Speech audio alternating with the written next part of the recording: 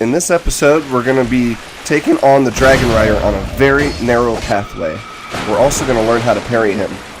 We're going to be picking up some very key items here, including the Sunlight Blade, the Life Ring +2, and an Estus Flash Shard. We're going to be taking on some very difficult enemy choke points and learning how to take on some very difficult enemies.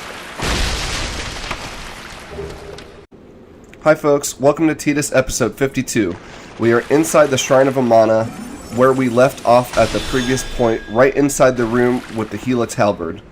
We are very close to the Crumbled Ruins Bonfire. It's to my right. Also to my right is the Old Knight. We have 3 Amana priestesses right in front of us. We're going to take them out one at a time. There's one.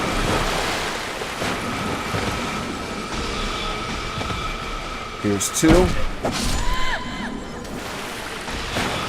We're going to go to the right here and take out the 3rd one. Oh, she left us a Dragon Charm. We got the Fire Seed. Alright, we're going to take on the Dragronrider. You'll notice that when we walk, there's water splashing everywhere. So he's probably wet, so he'll take additional damage from Gold Pine Resin. We're going to put our Gold Pine Resin on, and we're going to get right on his belly. We're not going to leave him any space. When we get right there on his belly, we're going to bait out one of 2 attacks. The first one is a thrusting attack. He's going to bring his weapon right to his right side, just like he did there. And then he's going to bring it forward. When it's at its final resting place before he brings it forward, that's when you want to hit the parry button. Same thing with his other attack. His other attack, he's going to bring his weapon behind his right shoulder, so much so that the tip of his halberd is going to be just in front of his left shoulder. When it's at its final resting place, he'll bring it all the way back and then just back just a tiny bit more. Once it's all the way in the back position, you're going to mash that parry button. Now, 2 things to take note when you're parrying this guy. 1, you cannot get a riposte on him, so you're going to have to watch your endurance. When you do a parry, it uses up your endurance, and then we got to attack once or twice, and that also uses our endurance. The other thing you want to look at is your equipment durability. Your item durability is worn down when you parry. So if you parry with your shield, it's going to use your equipment durability. If you parry with your rapier, it's going to be the same thing. Just from taking him down, our item durability is down to less than half, and he just gave us a Titanite slab. Yay! So we took him down. We're going to put our cast light back on, and we have some very dangerous areas up ahead.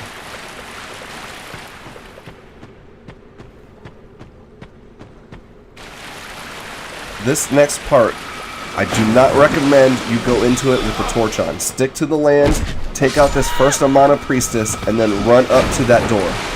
Run close to the door by the ruined building, and bait or lure the Amana aberration over there and take him out safely so you're not getting spammed with soul arrows. Tidus has a little bit more of an aggressive strategy because we have the rapier. The rapier is very fast swinging. On top of that, it has very low recovery time. So we can take these enemies out in 1 to 2 hits if we attack at just the right time, and they just don't have time. So if you approach this area with the torch, there's an Archdrake Pilgrim patrolling on a platform on the other side of this building. He will come after you. You don't want to fight the Amana Priestess, the Amana Aberration, and the Archdrake Pilgrim all at the same time. So run over to the other side of the building, take out the Archdrake Pilgrim, then proceed to this area with the torch. You'll notice the cursed pots on the ground. We put our Black Witch Veil on, which makes us immune to curse. You can also get a mask inside Broom Tower, which makes you immune to curse.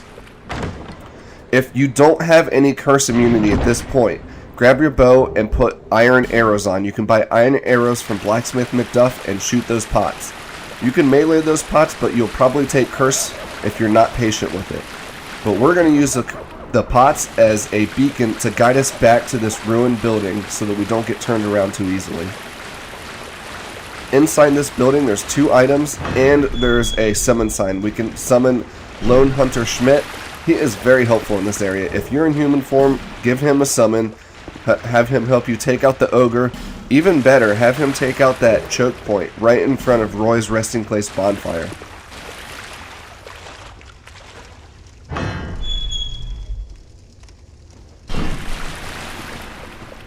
So we have an Amana Priestess and we have a Ogre over here. We know how to take out the Ogre, we know how to take out the Amana Priestess. We're going to circle around because there's 2 Amana Aberrations in this part up here. There's ruins on the ground, almost in like a U shape. Just know that there's a hole straight ahead, so you don't want to go too far straight. So we're going to curve around this U shape. We're going to take these 2 aberrations out, and then we're going to the left towards the ogre friend. The Amana Priestess, which was facing in our direction, has her sights on us now, so she's shooting at us. We're going to stick close to the wall of this U-shaped ruins. There's another aberration to take out, and we're going to go straight for this Amana Priestess. There we go. Notice the grass sticking out of the ground. Where the grass is, you know it's safe to walk on. So at this point, we have to fight the ogre, but we want to bring him over to the grass. We're going to bait out his butt slam attack and take him out in the grass. See all this grass over here? Use that as a safe space. You know that there's land here. And the rapier did big damage. He does not like thrust damage.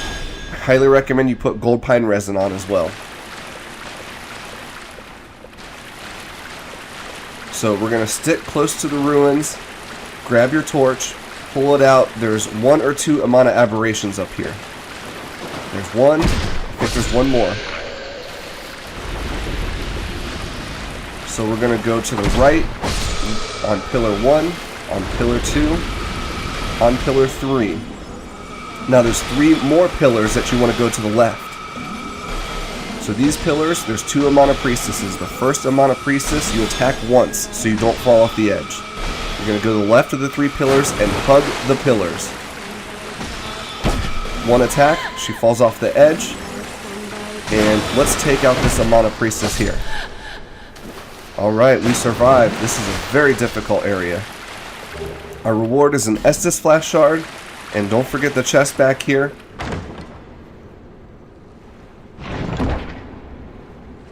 Yay, the Sunlight Blade. If you are a Faith build, the Sunlight Blade is invaluable in this area because the enemies are weak to lightning because they're underwater. Now we're going to do the opposite. We went to the left of the 3 pillars. Now we're going to go to the right of the 3 pillars.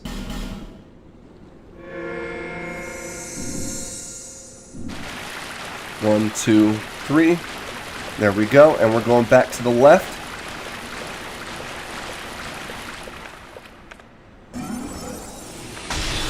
Now up ahead just a little bit, we're going to start seeing the grass. So we see the pillar laying slanted, another pillar laying slanted, and we see the grass. The grass we know is safe to walk on, so we're going to take the grass path back to the ruined building. And if we want, we can summon our friend Lone Hunter Schmidt. You need to have a thrusting weapon in order to do the Shrine of Amana. It makes it so much easier. If you're having trouble with the spear has slower recovery time. I highly recommend the rapier. Talk to Blacksmith Lenigrast. All you need is 12 dexterity. That's all Tidus has, and it's doing big damage. There's our Archdrake Pilgrim friend. If you have a torch out, he will come after you. Just be mindful of that.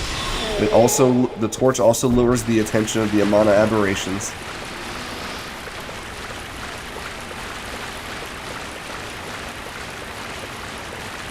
So from this point here, when we go outside this building, you can go left here. To the left of that ruins with the fire on it. There's a circle of ruins where you can fall into the middle of the circle and fall to your death. Tidus is going to go to the right of that circle. But you can easily go to the left. The left is the recommended path because then you won't draw the attention of this Amana Priestess to our right. She is now shooting homing soul arrows at us. So we have 2 priestesses shooting homing soul arrows at us, and we have to fight an Archdrake Pilgrim. Very dangerous. Tidus is much more aggressive in this because we have such a good setup. We have Cast Light, with the rapier. And we got the Slumbering Dragon Crest shield. That increases your stamina recovery speed, and it will stack with the Chloranthy ring. You want to hit all of these tree vines out of the way. You can't roll through them. You want to open up a space to fight this ogre. This is a very narrow confines. You're underwater with this ogre. You want to be extra careful. Bait out his butt slam and take him down. Bait out the butt slam and attack. Thrusting works best on this guy. We're going to see if we can get a magic thrust on him. There we go. Got the butt slam. Do the magic thrust. Oh man, we almost took him out. Let's finish him out. Oh no, he ate me. Yeah, that's why you don't get greedy with the ogre. You don't want to get greedy with this guy, he's going to eat you. Let's do it again. So, starting at the Crumbled Ruins Bonfire, we're going to go straight ahead.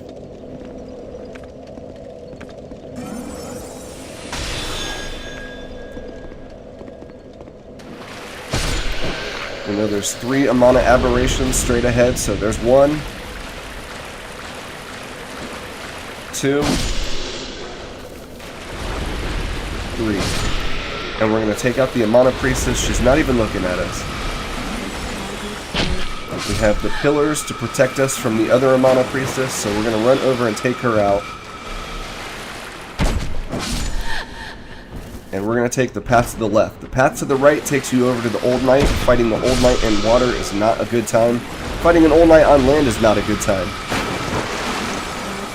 So we have 3 Amana Priestess. 1,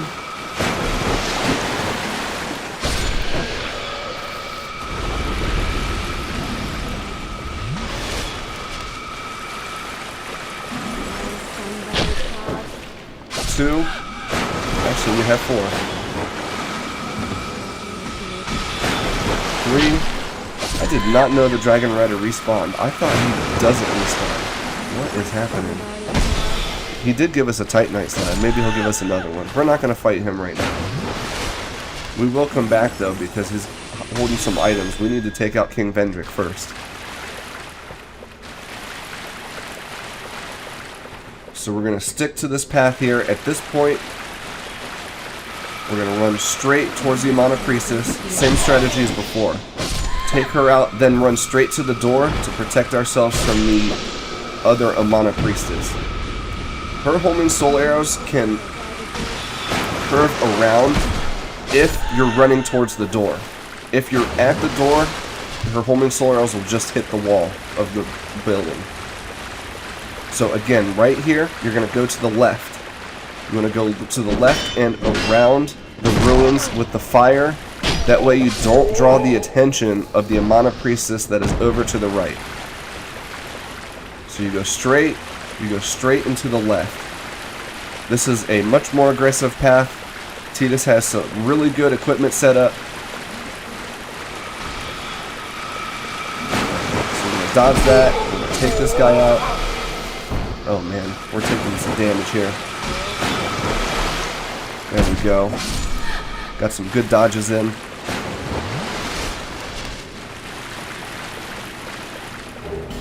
And we got an old Radiant Life Gem. Very nice. Let's take out our ogre friend. He's guarding our souls.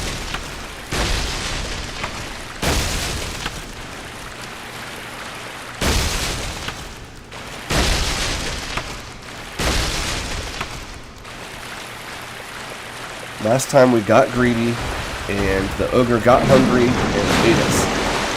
So we're going to bait the butt slam, attack. We really need to be using the rapier here. I was so impressed with how the thrusting heavy magic attack did. But we really just want to use the rapier. He's weak to thrust. Bait out the butt slam. Give him the magic attack. Almost got him. One more hit. Bait out the butt slam. There we go. And he gave us a Soul of a Brave Warrior. Singer's Dress and Life Ring +2. The life ring is very helpful in this area. It stacks with the second dragon ring to give you more health because you're taking damage from the Amana priestesses non-stop. Hopefully you have your spell quartz ring +2 or +3 equipped. And then you're going to fight these Archdrake Pilgrims that have this 3-hit combo that you cannot stagger.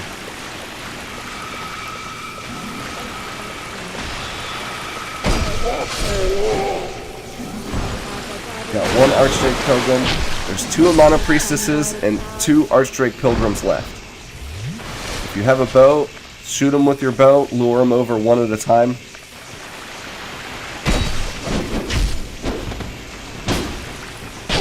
Right now, our least concern is the priestess that is healing the others. This priestess right here, ignore her. Run straight over to the Amana priestess, shooting homing soul arrows at you.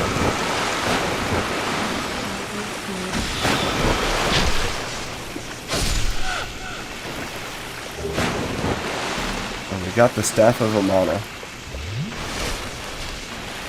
And we got another item. We got a Crimson Water. Very nice. Up at the top, we have some Alluring Skulls. Alluring Skulls can help you in this area. I just find that taking them out as quickly as possible with a very fast thrusting weapon is the best strategy. At this point, I highly recommend you go through the fog door, run straight to the bonfire and rest. But there is a Soul of a Hero over here. We have a Divine Blessing and Soul of a Hero. You don't want to miss out on those items.